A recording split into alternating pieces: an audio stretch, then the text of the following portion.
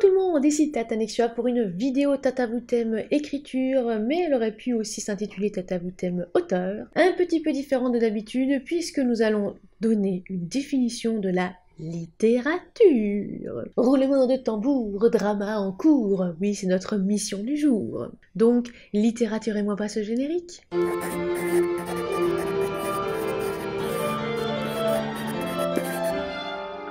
Pour ne louper aucune vidéo, abonnez-vous et activez la cloche. La littérature? Alors commençons par une définition que l'on peut trouver par exemple dans les dictionnaires ou aussi par exemple les contraires. Non mais les mangas, c'est pas de la littérature. Vous avez vu quelqu'un voler en petits morceaux là? Ouais, je sais pas, je pense qu'elle est déjà sur Titan. Donc, prenons le dictionnaire Larousse, nom féminin qui vient du latin literatura, de litera, lettre. Première définition, ensemble des œuvres écrites auxquelles on reconnaît une finalité esthétique. Petit 2, ces œuvres considérées du point de vue du pays, de l'époque, du milieu où elles s'inscrivent, du genre auquel elles appartiennent. Par exemple, la littérature française du XVIIe siècle. Petit 3, ensemble des connaissances et des études qui se rapportent à ces œuvres et à leurs auteurs, les cours de littérature. Une amie m'a même dit « La littérature est l'art qui utilise le mot comme instrument ». J'ai trouvé ça joli, alors je ne sais pas si c'est d'elle ou si justement elle l'a entendu ou pas quelque part. En tout cas, j'ai bien aimé cette phrase. Et je vais peut-être m'arrêter là. Donc, une finalité esthétique, joli, beau, l'art, le dessin. Oui, creusez-vous un petit peu les synapses au niveau justement de cette définition, un petit peu comme un kraken, allez, on va s'agrandir un peu. Petit tour aussi sur Wikipédia, je rappelle que c'est une compilation de sources. Le début reprend la définition de Larousse, évidemment, et ensuite, je poursuis, c'est un art exprimant un idéal de beauté. Grâce aux productions littéraires, elle permet de manifester des émotions et de révéler aux lecteurs et aux auditeurs ce qu'une personne a dans le cœur.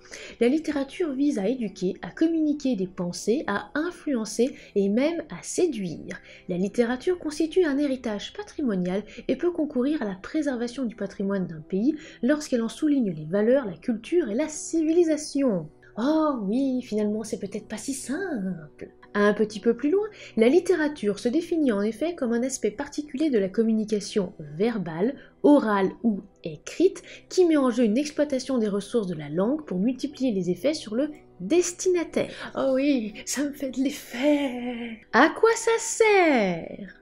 Oh mais c'est vrai ça, à quoi ça sert la littérature en fait? Même si j'en ai déjà quand même un tout petit peu dit. La littérature, un art pour le plaisir de la lecture. C'est le titre d'un article de littéraire.info. Évidemment, comme toujours, toutes les sources sont dans la description de cette vidéo, n'hésitez pas à y jeter un petit coup d'œil. Un plaisir de lecture, mais pas que. Je me permets de citer. La littérature inclut la fiction et la non-fiction. Elle peut nous permettre de mieux connaître le monde, nous-mêmes, d'ailleurs au passage on en reparlera, de nous permettre de nous échapper de la réalité, de fuir aussi l'irréel à la vie réelle comme on dit. Quand on lit, on est dans sa bulle ou pas, ça va dépendre des personnes. Alors à titre personnel, je ne peux pas lire dans les transports en commun parce que je trouve que c'est pas assez intimiste et j'applaudis, vraiment, j'applaudis clairement quand il y a des personnes qui réussissent à lire un ouvrage dans le métro, dans le bus, ils sont vraiment mais dans leur bulle et puis dès qu'il y a l'arrêt en fait ou un signal sonore, tout de suite hop, on referme le bouquin à n'importe quel paragraphe, ligne, ouais. Franchement, j'applaudis. Alors je poursuis ce qui était dit, lire quand on est enfant ou quand un membre de notre entourage nous lit une histoire, ça nous permet de rêver, d'imaginer des histoires, de nous calmer ou de nous endormir. Est-ce que lire augmente l'imagination ? C'est une excellente question, c'est une question d'ailleurs qui revient pas mal de fois dans certaines études, et c'est à chaque fois très diverses et variées les réponses. En tout cas, pour moi, oui, je trouve que lire augmente mon imagination, mais il y a peut-être aussi des personnes qui vont lire pas mal d'ouvrages et qui pour autant n'auront pas leur imagination augmentée, puisque je rappelle, on est tous et toutes différents et différentes. Je poursuis dans l'article, comme ils le disent, on ne peut pas nier l'aspect connaissance. Beaucoup de choses étaient transmises par l'oral, le sont toujours, et désormais c'est par écrit la plupart du temps. On transmet des éléments. Il est vrai après que ça va dépendre des goûts et des couleurs. Si par exemple vous adorez l'histoire et que vous allez justement prendre un livre historique qui soit sourcé par exemple et pas forcément romancé, mais si vous êtes plongé dedans dès les premières pages, vous allez peut-être aussi avoir l'impression de vous évader, d'apprendre des choses et ça va vous plaire. Si au contraire vous êtes plutôt fan des livres de SFFF, par exemple, pour le coup, moi c'est ce qui me fait plus rêver.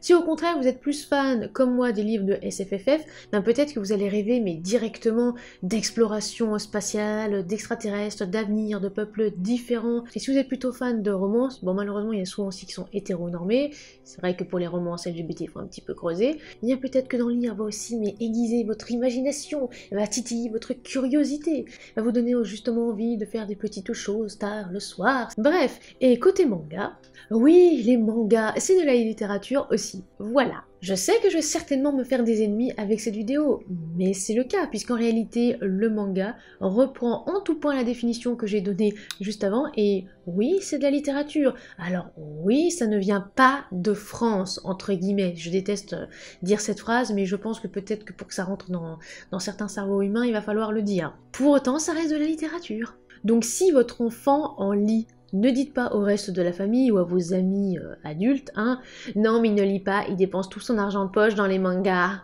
Bah, alors il lit en fait. Donc, c'est aussi de la littérature. C'est pareil pour les bandes dessinées. Ensuite, il paraîtrait que la littérature, lire, augmente notre vocabulaire. J'en avais d'ailleurs déjà parlé dans une petite vidéo, hein, fiche comment augmenter son vocabulaire.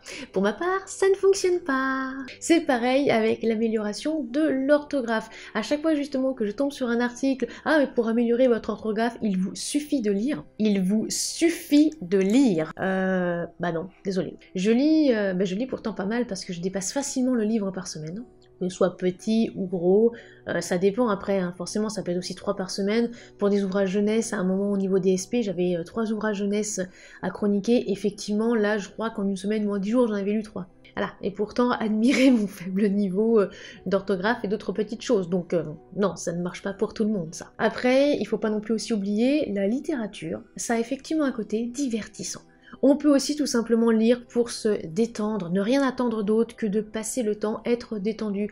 Comme par exemple, il y a des personnes qui vont aller voir des films type blockbuster ou autre, avec un scénario complètement plat, ou des fois il n'y a même pas de scénar en fait, il y a juste des effets, ça fait boum boum de partout, mais qui vont y aller pour se détendre. Ah ouais, mais le scénario c'est vraiment pourri. Je m'en fiche, pendant au moins 1h30 à 2h, je me suis complètement vidé la tête. Et quand on voit un petit peu autour de nous le monde dans lequel on vit, je ne vais certainement pas leur jeter la pierre. Dans un autre article du Cairn cette fois, À quoi sert la littérature, écrit par Dominique Rateau, donc c'est dans le Spiral 2012/2 numéro 62, les pages 201 à 203, rassurez-vous, je ne vais pas vous lire justement les 2 pages, juste un petit paragraphe en fait que j'ai apprécié lors de mes recherches, donc je vais le retranscrire ici. La littérature nourrit notre intériorité, nous donne de l'épaisseur. Elle nourrit notre intimité et notre moi. Les mots et les images expriment quelque chose d'un lien entre le dedans et le dehors, entre le visible et l'invisible, entre moi et l'autre, entre psychisme et corps. La façon dont les mots sont agencés, employés, projetés, traduit le dedans, la pensée, l'éprouvé. Ils ne sont jamais totalement justes, il y a des guillemets autour de juste,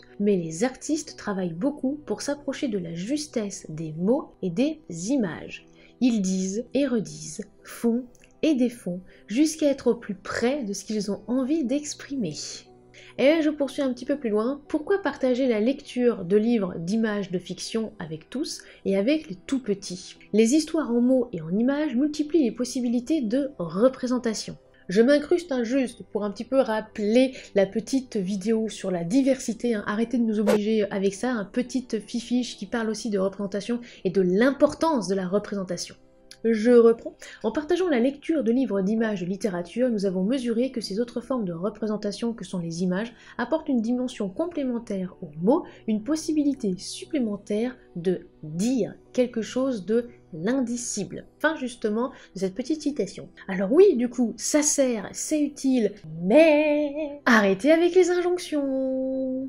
Et oui, évidemment, arrêtez avec les injonctions, puisque ça, effectivement, c'est un petit peu, déjà c'est un petit peu pénible, mais quand à chaque fois je lis des articles, il vous suffit de lire pour améliorer votre orthographe. Non. Il vous suffit justement de lire pour améliorer votre vocabulaire. Non, pas forcément, et je l'ai d'ailleurs déjà démontré plusieurs fois. Il vous suffit de lire des classiques pour sortir des best-sellers. Non. Non, non, non, non, non, non, non. Dans un article publié par Justine CM, La lecture, un outil mal compris et utilisé, j'ai vraiment extrêmement apprécié déjà son article. Oui, je ne vais encore pas effectivement tout le reproduire ici, mais il y a des personnes qui se sont déjà penchées en fait sur la question, donc j'ai envie de dire, je ne vais pas les paraphraser. Ce qu'ils et elles ont dit est déjà mais magnifique et reflète exactement aussi ma façon de penser. Alors évidemment, je ne sais pas si c'est la vôtre, mais pour ma part, je déteste quand on met tous les œufs dans le même panier, parce qu'en réalité, ce n'est pas tout blanc, tout noir, il y a vraiment beaucoup de nuances, et c'est pareil, il n'y a pas qu'une nuance de gris, il y en a plusieurs. Je me permets de citer, c'est la littérature orale qui a déclenché les mêmes mécanismes que la littérature écrite.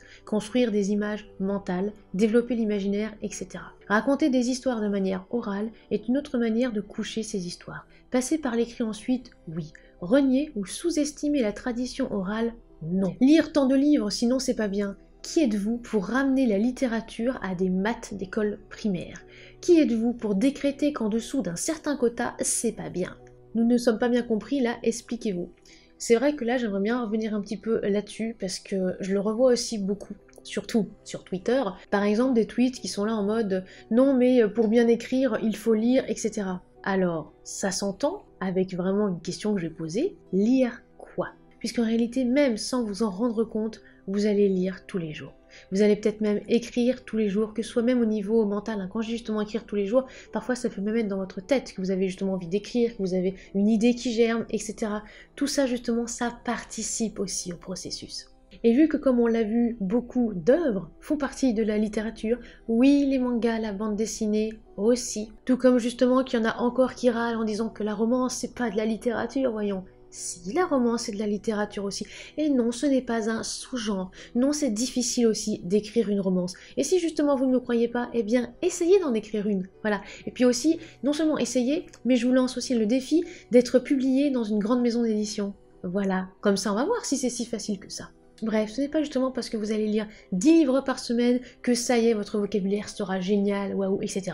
Ça peut être le cas si par exemple justement pour vous ça marche, mais ça peut ne pas être le cas du voisin ou de la voisine. Au contraire, il y en a qui vont avoir plus de mal justement à lire pour X raisons, parce qu'on n'est absolument pas là pour juger, et qui vont peut-être lire qu'un livre par an, ou même pas du tout. Est-ce que c'est grave? Non, en revanche, si vous vous amusez à les culpabiliser, oui, là vous allez un petit peu tâter de mon fouet.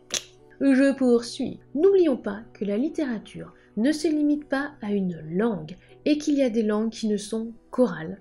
Pour autant, la littérature y existe aussi. Fin justement de citation. J'aime beaucoup, on va dire, les mots aussi qui sont utilisés par Justine. Bon, déjà, j'aime bien aussi son style à la base, mais là, j'aime beaucoup aussi celui au niveau de cet article. Tout simplement parce que posez-vous la question, quand justement des personnes de votre entourage, ou même si vous avez des enfants, qui lisent justement des mangas, et que pour vous, c'est pas de la littérature, mais prenez un petit peu de recul et réfléchissez à ce qu'est la littérature, à quoi sert la littérature, à quoi ça peut justement leur être aussi utile, cette littérature. Est-ce que là ça commence un petit peu à réfléchir, à tergiverser encore? C'est bien. Donc, petit effectivement sous-titre. La littérature, c'est vaste, c'est très vaste. Je ne veux plus justement voir de tweets, non mais ça c'est pas de la littérature, non mais ça c'est pas un vrai genre littéraire, non mais ça.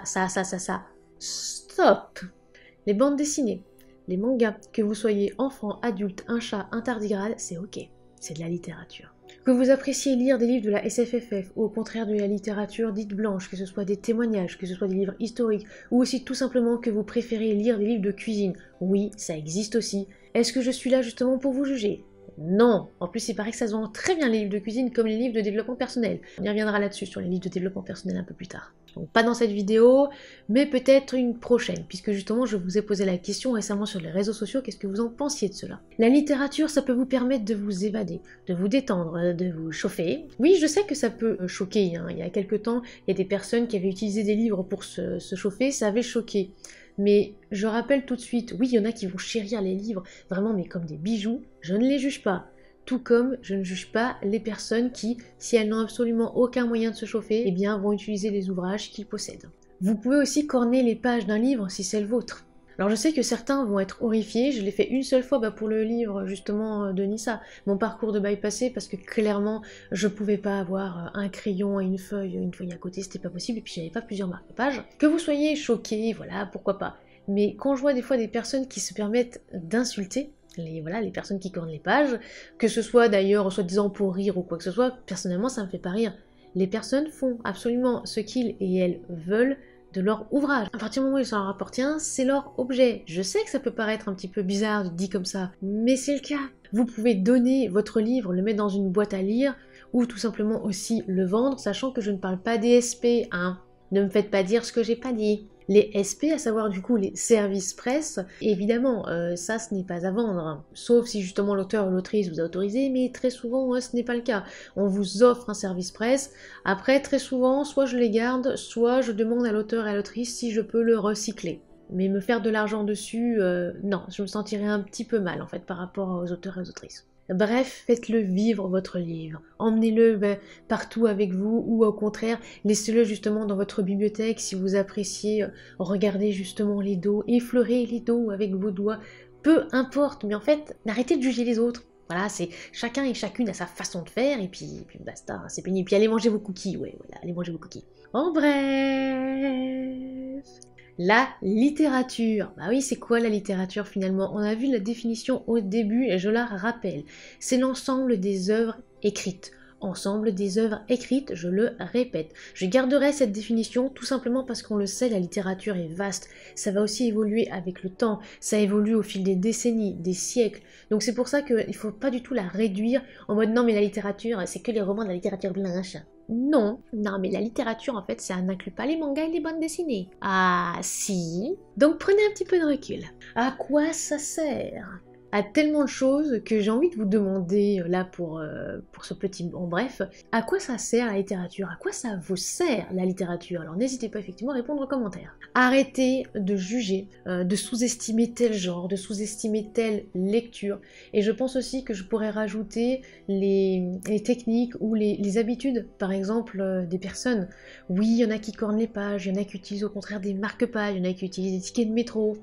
Et tout ça, c'est complètement, mais c'est tout simplement légitime. Oui, il y en a des fois, mais quand ils ont des petits soucis au niveau des porte-monnaies, ils utilisent des ouvrages qu'ils ont pourtant achetés et qu'ils ont appréciés, hein, qu'ils ont aimés, et ben ils les utilisent pour se chauffer. Ouais. Alors personnellement, je me dis que si ça vous choque qu'on utilise des ouvrages pour se chauffer, vous ne combattez pas le bon problème. Personnellement, moi je me poserais plutôt le souci, comment se fait-il qu'on a du mal à se chauffer? C'est plutôt là que se situe le problème. Donc encore une fois, avant de foncer sans réfléchir, utilisez un petit peu vos synapses. Si quelqu'un vous dit que la romance, c'est pas de la vraie écriture, c'est facile à écrire, c'est pas de la littérature, franchement, mais c'est tellement trop simple, de toute façon c'est juste une histoire d'amour comme ça entre des persos, get out. Non, c'est pas simple. C'est la littérature, comme les mangas, comme les bandes dessinées. Donc la prochaine fois, par exemple, que votre enfant, votre neveu, votre nièce, peu importe, on va dire, dans votre entourage, dit « Ah oui, mais j'aimerais bien justement que tu m'achètes, ou j'aimerais bien pour mon anniversaire tel tome de manga, ou tel tome de bande dessinée, tel volume, hein, peu importe. » Et que vous lui répondez « Non, mais tu veux pas plutôt lire cet ouvrage-là ou cet ouvrage-là, parce que ça c'est de la vraie littérature, hein, tu vois, ce sont des romans ça, il n'y a pas d'image, mais c'est bien pour ton âge. » Prenez un petit peu de recul et réfléchissez à ce que vous êtes en train d'inculquer, ce que vous êtes en train justement de dire à cette personne-là. Vous êtes donc en train d'exclure complètement un pan de la littérature parce que vous estimez que ce n'est pas de la littérature. C'est bon, ça commence un petit peu à chauffer là-dedans? Voilà, c'est la fin de cette vidéo et j'espère qu'elle vous aura plu. On se retrouve la semaine prochaine pour une autre vidéo Tata vous t'aime. Si vous voulez nous soutenir financièrement parlant, vous pouvez passer sur la page Tata Nexua sur Utip ou Tipeee. N'oubliez pas de vous abonner, c'est gratuit, de lâcher un like, un commentaire et aussi de partager cette vidéo, ça nous fera très plaisir et ça nous aide aussi au niveau algorithme. Et en attendant la prochaine vidéo, soignez votre plume.